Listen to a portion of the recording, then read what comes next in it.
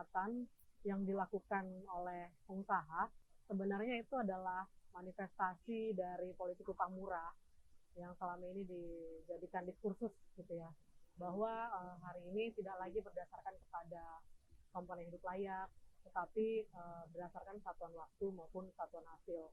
Jadi ketika buruh itu kemudian tidak bekerja hari itu, maka dianggap tidak diupah. Jadi ada namanya no work no pay. Nah, ini tentu adalah kebijakan yang semakin memiskinkan buruh itu sendiri. Dan yang dilakukan oleh pengusaha hari ini adalah pelanggaran juga sebetulnya secara normatif di dalam Undang-Undang Ketenagakerjaan, baik pasal-pasal yang masih berlaku maupun di Undang-Undang Cipta Kerja. Kita tahu bahwa Undang-Undang Cipta Kerja itu adalah aturan hukum atau regulasi yang sudah buruk gitu ya, dan pelanggarannya pelanggarannya terbukti semakin buruk lagi. Nah, situasi sekarang kan ada banyak PHK massal juga yang dihadapi, selain tadi no work no pay. Nah, dengan kemudian dilakukan kesepakatan per individu yang dilakukan oleh pengusaha, baik yang mereka sudah berserikat maupun sebagai individu yang tanpa serikat, ini menunjukkan negara membiarkan buruh atau warganya berjuang sendiri, seolah-olah posisi antara pengusaha maupun buruh itu setara. Padahal dari sistem hukum yang ada saat ini, dalam hukum ketenagakerjaan, sistemnya sangat liberal. Dan buruh dibuat tidak punya posisi tawar. Sebetulnya ada serikat pekerja maupun serikat buruh yang dalam undang-undang tentang serikat pekerja, serikat buruh diberikan hak untuk dapat melindungi hak-hak dari pekerja, untuk kemudian menjadi medium posisi tawar antara buruh maupun pengusaha. Tapi yang dilakukan oleh pengusaha saat ini juga adalah bentuk pelanggaran atas hak-hak yang dimiliki oleh serikat pekerja dan serikat buruh. Nah, pasca putusan MK tentang Undang-Undang Cipta Kerja tahun yang lalu, di sana Hakim Mahkamah Konstitusi memutuskan supaya pemerintah maupun DPR segera merevisi selama 2 tahun Undang-Undang Cipta Kerja, karena secara prosedural atau secara formil dia tidak dikenal metodenya. Dan dengan akal-akalannya ada revisi Undang-Undang P3 yang sudah disahkan dan memasukkan metode Omnibus Law itu sebagai metode yang sah gitu ya. Nah, itu salah satu yang kita sudah kecolongan. Dan dari putusan MK itu juga ada putusan yang menyatakan bahwa pemerintah supaya tidak melakukan kebijakan yang strategis maupun berdampak luas ketika dalam proses revisi Undang-Undang Cipta Kerja ini.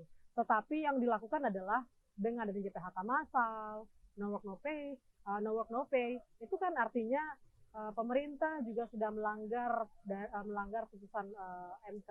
Padahal kita tahu Mahkamah Konstitusi itu dia adalah lembaga yang menjaga agar kebijakan regulasi yang dilakukan oleh pengurus negara itu tidak melanggar konstitusi alias Undang-Undang Dasar 1945. Tanpa paksaan dilakukan oleh pengusaha, ini jelas seperti yang saya sampaikan tadi, meliputi hak dari buruh, hak dari serikat pekerja untuk melindungi anggotanya. Dan ini kemudian menghilangkan posisi tawar yang ingin disediakan oleh negara. Jadi kan ada undang-undang serikat pekerja. Jadi serikat pekerja sebagai medium itu kan artinya sebenarnya negara pengen memberikan medium supaya buruh ini punya posisi tawar yang lebih setara. Meskipun memang pada akhirnya tidak gitu ya. Dengan adanya ditemuin ya satu persatu ya, didatangi satu persatu.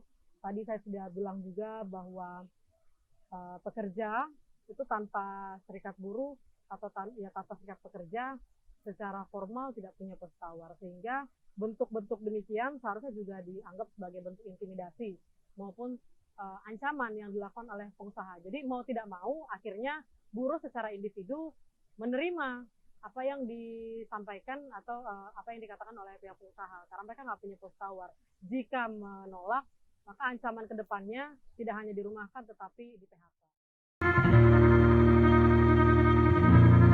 Kesepakatan itu boleh dibatalkan karena kan sifatnya adalah kesepakatan memang dalam hukum ketenagakerjaan itu ada dua aspek ya, aspek perdata maupun aspek publik. Meski kita harus pahami juga aspek publik yang harusnya lebih dominan dalam hukum ketenagakerjaan, karena tadi soal masalah tawar.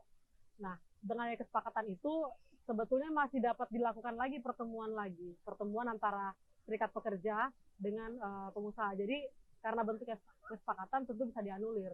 Karena mengingat pula kesepakatan yang dibuat itu juga telah melanggar undang-undang ketenagakerjaan, undang-undang serikat pekerja, bahkan melanggar undang-undang yang buruk tadi ya, undang-undang cipta kerja.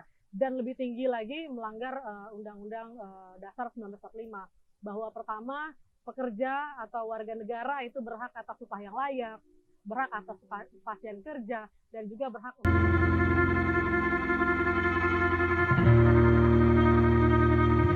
menggugatnya. Sebetulnya yang